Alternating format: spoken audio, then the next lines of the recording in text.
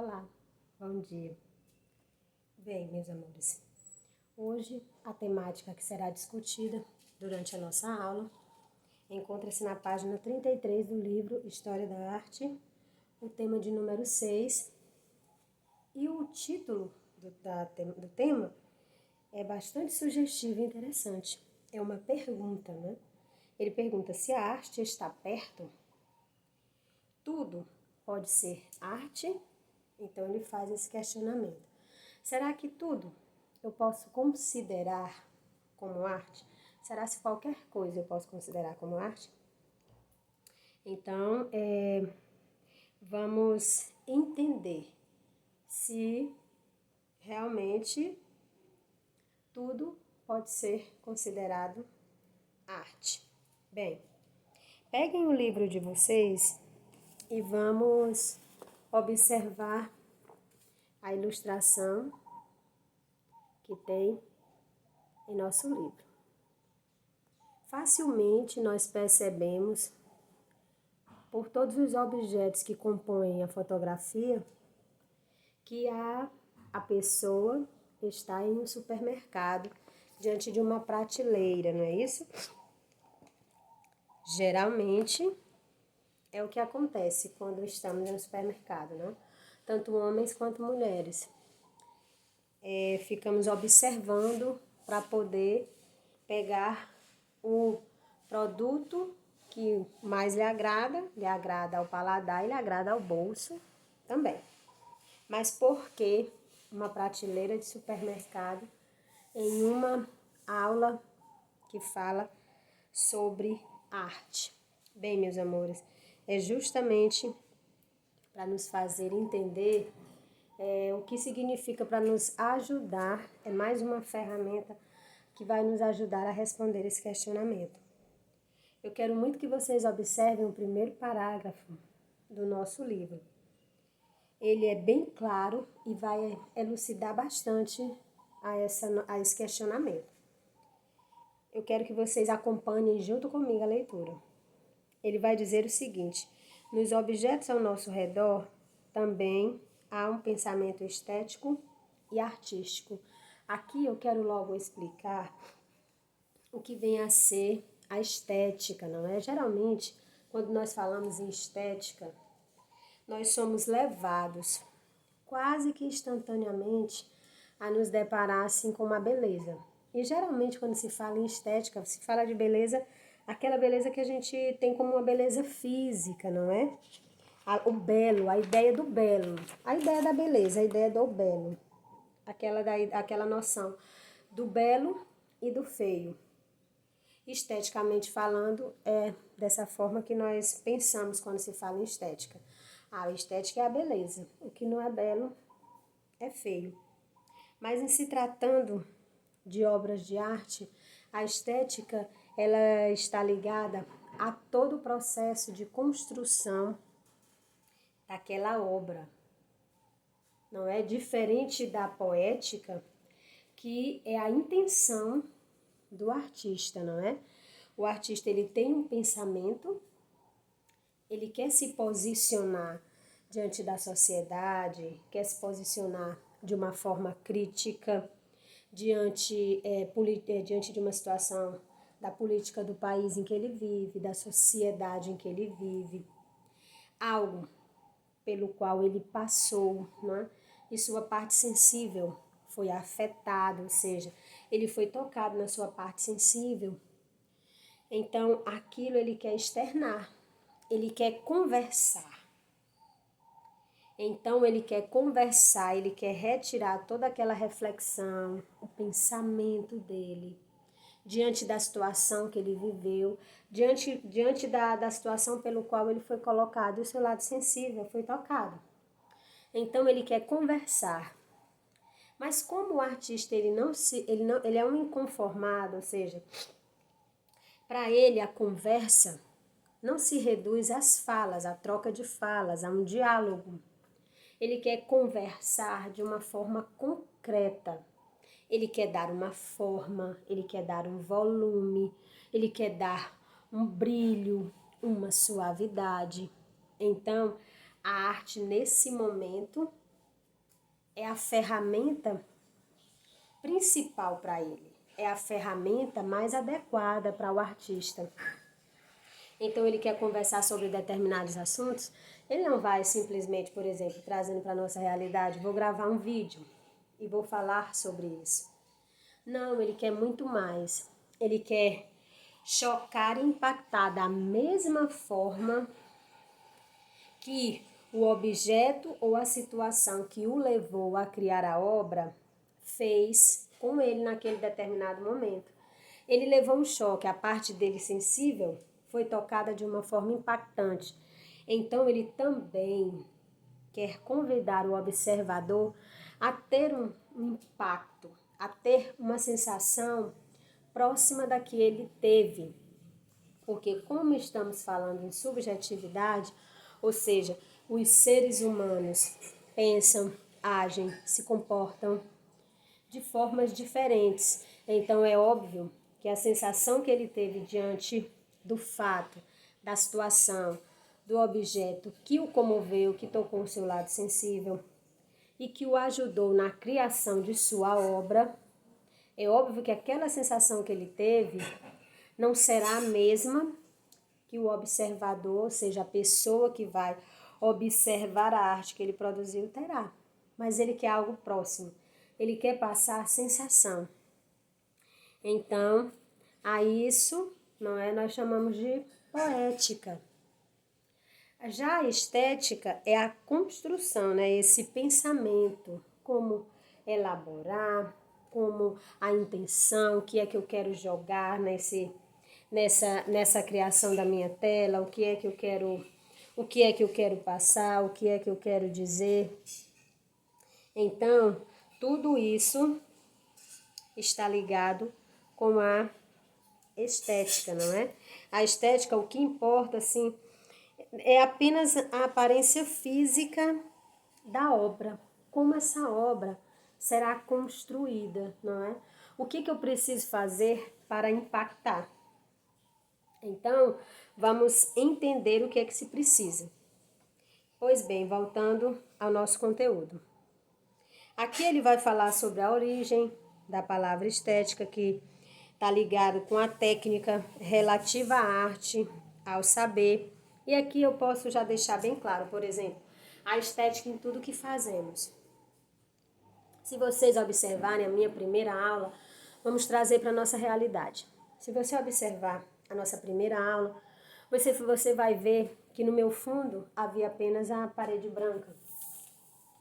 Esteticamente falando, passava aquele ar de muita impessoalidade, não criava uma conexão, não estabelecia uma relação entre nós. Então, eu busquei a estética para poder deixar o visual mais agradável, mais atiçar e aguçar mais a vocês que estão aí do outro lado da tela e a tornar o meu ambiente mais próprio, que se identificasse mais comigo, algo com que eu me identificasse de fato. Então, eu construí esse pequeno mural. Pois bem, mas a estética em tudo. A estética no seu trabalho, você de manhã, quando vai se arrumar para ir para a escola. Professora, mas todo mundo vai fardado para a escola. Mas o menino dá um trato melhor no cabelo, coloca um gel. As meninas escovam o cabelo, passam uma maquiagem, não é? As unhas pintadas. Então, a estética para nós escolhermos a roupa que usaremos. A estética também na organização do nosso material. Por exemplo, se um professor pede a você um trabalho, e aí você é um trabalho manuscrito, você vai lá e faz tudo que ele pediu e entrega a ele. É óbvio que se você entregar as folhas do caderno com esse espacinho aqui dos furinhos da folha sem retirar, ele vai observar. Se não houver uma capa, se você escrever com uma letra que não seja uma letra que você tente dar uma escrita mais elaborada, os parágrafos organizados de maneira correta, não é?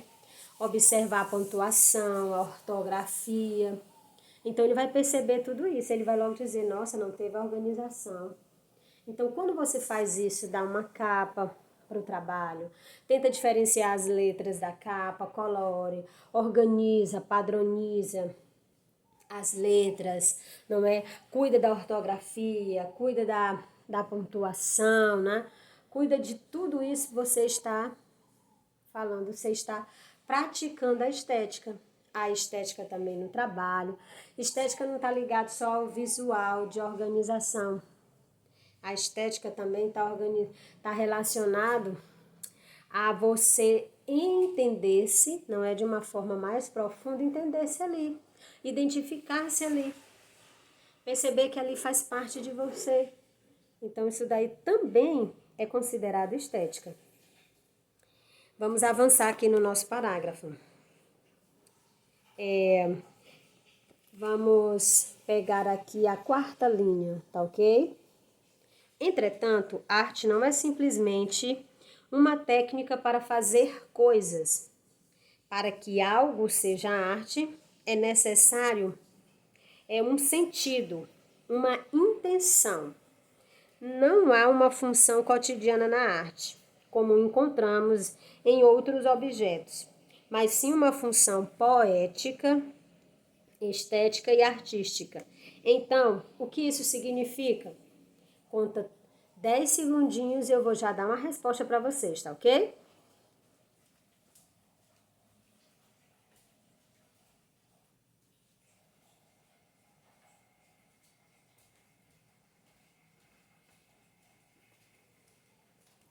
Será que tudo pode ser arte? Então vamos lá. Individualmente falando, esse objeto, dá para vocês verem, deixa eu ver, foco. Eu não sou youtuber, então fica difícil, complicado. Tá aqui, um pincel de tinta permanente, uma folha branca.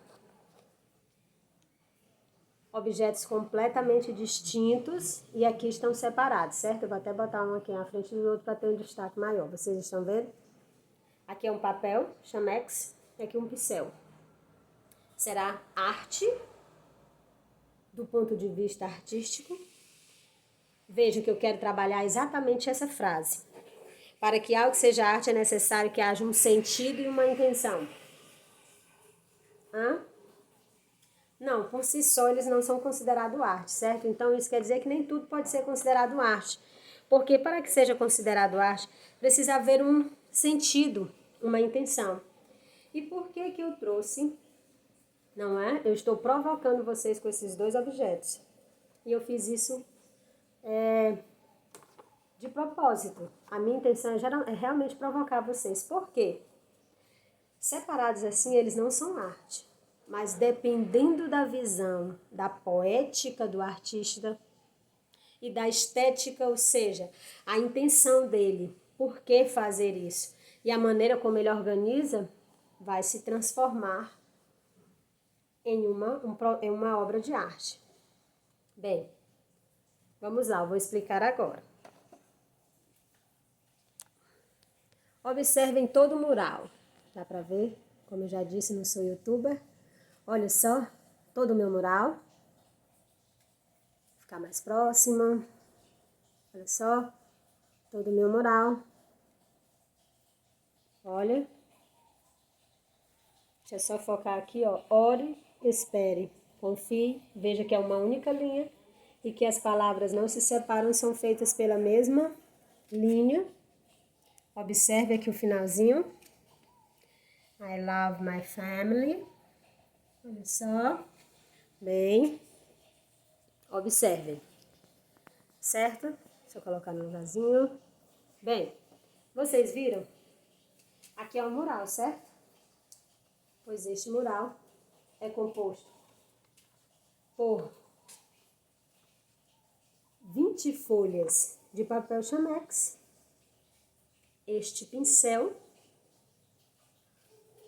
uma coleçãozinha aqui na cor vermelha e como vocês viram, para dar um charme a mais, eu pintei eu coloquei uma das lâmpadas, eu coloquei com marcador de texto. Eles por si só não era considerado arte, nem o pincel, nem o papel, nem o marcador de texto, nem o pincel, cada um separadamente. Mas a minha intenção de deixar esteticamente mais agradável o visual por trás fez com que eu produzisse essa tela. Então, quando eu uni essas 25 ou 30 folhas, se eu não me esqueço, e como eu não dispunha de muito material e tinha o pincel, graças a Deus, então eu usei da minha criatividade. Tinha que ter um sentido, o mural tem um sentido para mim, tudo que eu coloquei no mural tem muito sentido para mim, me traduz muito bem. E eu tinha em mãos, porque vocês sabem que papelaria não é um comércio essencial, então não pode estar aberto. Então eu dispus de todo o material que eu tinha e construí. Essa obra composta por esses dois objetos que separadamente não são considerados arte, mas quando eu os uni, eu dei um significado, um sentido, uma intenção. Então, nesse sentido, pode ser sim considerado uma obra de arte, lembrando que eu não sou artista. Mas bem, em nosso dia a dia, já segundo parágrafo, encontramos objetos criados com a intenção de agradar ao olhar, ao tato e aos ouvidos. No meu caso aqui, eu quero agradar ao olhar, não é?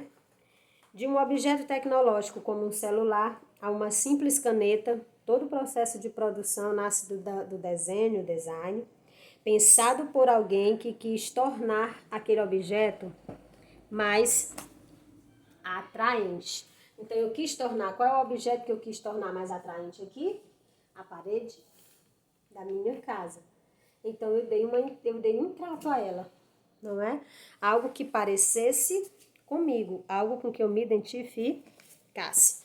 Pois bem, meus amores, vamos avançar para a página 34. E aqui nós já teremos a famosa tela de Andy Warhol, não é? Que tem como título Campbell's Soup Cans. Então, nós vamos entender. Só que para entender essa tela, nós vamos ter que passar pela década de 1950, que foi onde surgiu a pop art. Eu não irei me aprofundar, porque esse será o tema da pesquisa que eu passarei como atividade. Então, não vou me aprofundar. Eu vou dar só um petisco para vocês vão ficar morrendo de fome, com muita vontade de comer o prato principal. E aí a pesquisa será um luxo. Esteticamente falando, vai ser esplêndida. E também com a sua poética ali, também que eu quero, né? Eu quero estética e poética nesse trabalho. Já que todos os trabalhos e atividades solicitadas serão avaliadas pessoalmente quando nós pudermos nos encontrar. E eu desejo que não seja tão demorado assim. Pois bem, vamos só contextualizar para a gente poder entender pop art, né? Pop art, que quer dizer uma arte popular. E essa arte popular passa necessariamente pela cultura de massa, que aí eu vou ter que explicar para vocês. Mas já, calma. Pois bem, para contextualizar a pop art, nós temos que ir lá para o pós-guerra, ou seja, pós-Segunda Guerra Mundial, não é? Década de 50, a guerra terminou em 45. Então, depois de todo aquele período de incerteza, não é? De instabilidade causado pela guerra, de dúvida, de gasto exagerado de dinheiro, não é? Para investimentos na parte bélica, né? Que toda a Europa ali queria se armar belicamente. Então foi um gasto muito grande, percas inúmeras de vida com relação a perda financeira, as perdas humanas, não tem nem como você mensurar, né? Porque foi uma quantidade assim significativa de pessoas. Então, depois teve uma reorganização mundial. A Europa, não é? Começou a se organizar financeiramente. Sabemos que os Estados Unidos ajudou a reerguer e a reestruturar a Europa. Os próprios Estados Unidos também começou a se reorganizar internamente. Então, as indústrias tiveram o seu período de glória, o seu avanço, uma produção artística, uma produção comercial muito grande. As pessoas começaram a poder acumular financeiramente falando, havia um acúmulo financeiro, as pessoas começaram a ganhar melhor a qualidade de vida. Então, aquela pessoa com poder de compra, ela começou a comprar e adquirir, e aí a arte também vai começar a aquecer nesse momento, não é? É um período que as indústrias vão começar a produzir produtos em série, aí nas casas das pessoas, a maioria delas já vai ter o aparelho de TV, e eles vão usar a propaganda para incentivar o telespectador a comprar, já que ele começou, como ele voltou a ter um poder de compra, então ele começa a ser induzido a comprar. E aí, nesse contexto, os artistas da época também começaram a perceber que as pessoas estavam comprando mais, consumindo muito mais. E a pop art, ela surge justamente nos Estados Unidos e na Inglaterra. As pessoas, eles perceberam, os artistas da época começaram a perceber, nossa, como eles estão consumindo, não é? E foram tentar entender esse consumo. Só que eles foram analisar esse consumo do ponto de vista dele, crítico. Nossa, está se consumindo tudo, todo mundo consome tudo ao mesmo tempo. Será se eles entendem por que estão consumindo? Será se consomem por consumir? Não é? Será se eles precisam? Será se o consumido é necessário? Não é? Então, as propagandas da época começaram a atingir a grande massa. Daí que vem a cultura de massa. E aí, para que vocês entendam bem, vou jogar em vocês algo do qual vocês gostam muito. Netflix. É um produto de cultura de massa, que vai atender uma grande quantidade de pessoas. Feito para uma população muito grande, então é a cultura de massa. Por que se consome? Por que eu faço? Por que eu uso isso? Por que eu utilizar tudo isso? Então eles começaram a analisar isso de um ponto de vista crítico. E aí nesse momento surge Andy Warhol.